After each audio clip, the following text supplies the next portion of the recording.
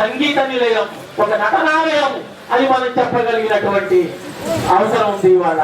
దానిని చూపాలి. అలాంటి అవసరం ఉందని ఈ సభని ఏర్పాటు చేశాం. కాబట్టి మిత్రులారా, ఇక్కడ మన ప్రదర్శన ముఖ్యం కాదు, మన సమస్యలు ముఖ్యం. మన సమస్యల గురించి చర్చించుకోవడం ముఖ్యం. కాబట్టి ప్రాతినిధ్యంగా బృందాల నాయకులు కొద్ది మంది మాత్రమే వచ్చి నిజంగా తాము ఎదుర్కొనేటువంటి సమస్యల గురించి చెప్పండి. వాటిని మనం సమాజం దృష్టికి తీసుకుపోదాం. సమాజం దృష్టికి తీసుకుపోయి వాటిని పరిష్కరించుకునే వరకు కూడా మనం చెబుతాము. ఇది ఆరంభం మాత్రమే. మనం చేయవలసినటువంటి కార్యక్రమం చాలా ఉంది. చాలా సమావేశాలు మనం ఏర్పాటు చేసుకోవాలి. ఒక్కొక్క కళాకారుల రాష్ట్ర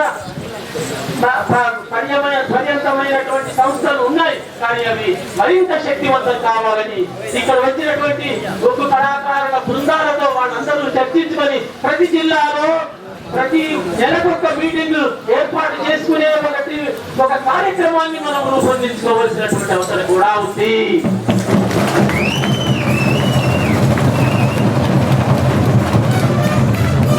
తెలంగాణలోని గొప్ప గొప్ప జాతరలన్నింటిలో మనమే పూజారులం. మనమే అక్కడ ఉండేటువంటి ఒక పూజారితనాన్ని మనం ఉంది. మనకు ఈ పూజారితనాన్ని దేవాదాయ శాఖ చట్టం వచ్చిన తర్వాత దీనికి తూట్లు పడింది.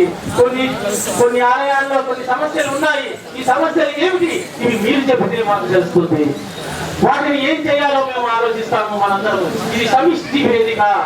ఇది కళాకారులు, మేధావులు, రచయితల వేదిక.